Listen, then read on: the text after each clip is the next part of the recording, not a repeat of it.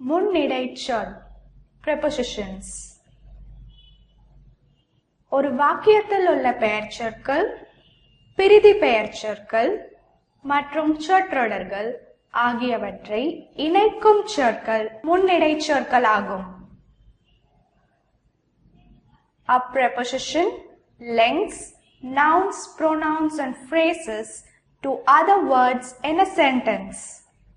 Nouns அதாவது பெயர்ச்சொற்கள் ஒரு மனிதனுடைய அல்லது ஒரு இடத்துடைய அல்லது ஒரு பொருளுடைய பெயர் ஆகும்.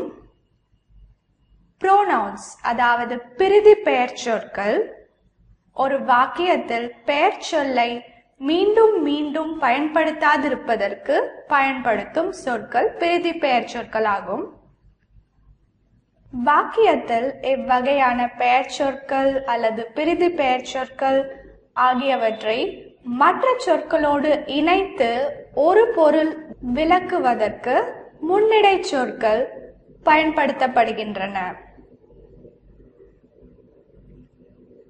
முன்னிடை சொல் உதாரணங்கள். Prepositions examples. புத்தகம் மேஜை மேல் உள்ளது. Book is on the table. இந்த வாக்கியத்தில் on என்பது preposition, முன்னிடை சொல். இந்த வாக்கியத்தில் உள்ள பெயர்ச்சொற்கள் book மற்றும் table, அதாவது புத்தகம், மேஜை. இந்த வாக்கியத்தில் உள்ள வினைச்சொல் is. Book is the table என்று கூறினால் இந்த வாக்கியத்தின் பொருள் விளங்கவில்லை.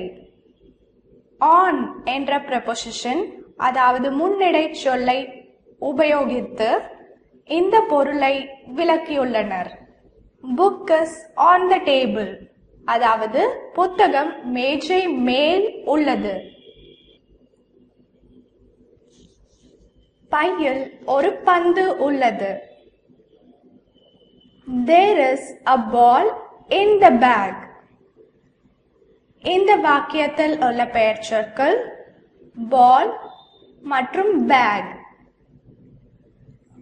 Ball, bag இவை இரண்டிற்கும் உண்டான உறவினை உணர்த்துவதற்கு prepositions உதவி செய்கின்றது, அதாவது முன்னிடை சொற்கள். இந்த வாக்கியத்தில் in என்பது preposition, there is a ball in the bag என்றால் பையிற்குள் ஒரு பந்து உள்ளது என்பதே பொருள். in என்பதன் பொருள் உள்ளே. புகைவண்டி நள்ளிரவில் புறப்படும்.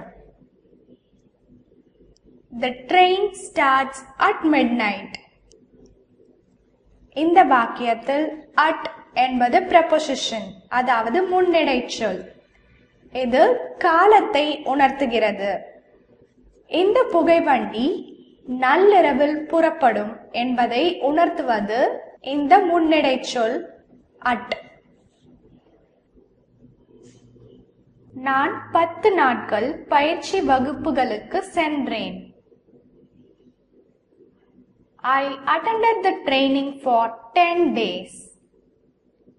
இந்த வாக்கியத்தில் for என்ற சொல் முன்னிடை சொல்லாகும், அதாவது preposition. உறங்கும் முன் பால் குடி. Drink milk before sleeping. இந்த வாக்கியத்தில் before, அதாவது முன் என்ற சொல் முன்னிடை சொல்லாகும், preposition.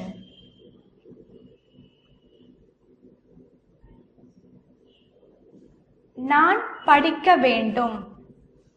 I want to study. இந்த வாக்கியத்தில் to என்பது preposition, அதாவது முன்னிடை சொல். அவள் வீட்டை விட்டு வெளியே வந்தாள். She came out of the house. இந்த வாக்கியத்தில் of என்பது preposition, அதாவது முன்னிடை சொல். நாம் நமது கண்களால் பார்க்கிறோம். We see with our eyes. இந்த வாக்கியத்தில் with என்பது முன்னிடைச் சொல், preposition. நான் பேருந்தில் வந்தேன். I came by bus. இந்த வாக்கியத்தில் by என்பது முன்னிடைச் சொல், preposition. வீட்டிற்குள் செல்லவும். Go into the house. Into என்பது முன்னிடைச் சொல், preposition. நான் இந்தியாவில் இருந்து வருகிறேன். I come from India. இந்த வாக்கியத்தில் from என்பது முன்னிடைச் சொல், preposition.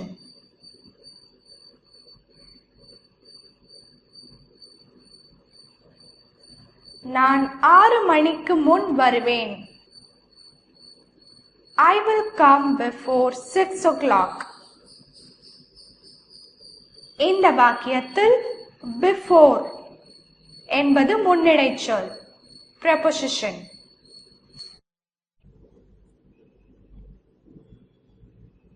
பூனை வாயிற்கதவின் மேல் குதித்தது. The cat jumped over the gate. இந்த வாக்கியத்தில் over என்ற சொல் முன்னிடைச் சொல்லாகும், அதாவது preposition. பேருந்து சுரங்கப்பாதை வழியாக சென்றது. The bus went through the tunnel. இந்த வாக்கியத்தில் through என்ற சொல் முன்னிடைச் சொல்லாகும், அதாவது preposition. மழை பெய்து கொண்டிருந்ததால் நான் குடையை எடுத்து சென்றேன். I took the umbrella as it was raining. இங்கு as என்ற சொல் முன்னிடைச் சொல், அதாவது preposition. ஒரு வாக்கியத்தில் முன்னிடைச் சொற்கள் இல்லை என்றால் அந்த வாக்கியம் முழுமையாகாது. உதாரணத்திற்கு, I took the umbrella as it was raining. இங்கு as என்ற preposition இல்லாமல் இருந்தால் I took the umbrella, it was raining. இந்த வாக்கியத்தின் பொருள் முழுமையாக விளங்கவில்லை. எனவே as என்ற சொல் ஏன் நான் குடையை எடுத்துச் சென்றேன் என்பதை விளக்குகிறது. I took the umbrella as it was raining. I took the umbrella என்பது செயல், it was raining என்பது அதனின் விளக்கம். நான் செய்த செயல் ஒரு சொற்றொடராகும். ஏன் அந்த செயலை செய்தேன் என்பது மற்றொரு சொற்றொடராகும். இவ்விரு சொற்றொடர்களையும் இணைப்பது as என்ற வார்த்தை. இந்த சொல்தான் முன்னிடைச் சொல், அதாவது preposition. அதேபோல் the bus went through the tunnel. The bus went the tunnel. இந்த வாக்கியத்தின் பொருள் விளங்கவில்லை. Through என்பது வழியாக என்பதை உணர்த்துகிறது. அதேபோல் the cat jumped over the gate. இந்த வாக்கியத்தில் over என்ற வார்த்தை இல்லை என்றால் the cat jumped the gate. இவ்வாறு சொற்றொடர் அமைந்தால் பூனை வாயிற்கதவின் குதித்தது. இதில் பொருள் இல்லை. இந்த வாக்கியத்தில் over என்ற சொல்லை இணைத்தால் ஒரு முழுமையான பொருள் விளங்கும். The cat jumped over the gate. வாயிற்கதவின் மேல் குதித்தது. இவ்வகையில்தான் முன்னிடைச் சொற்கள், அதாவது prepositions உதவுகின்றன.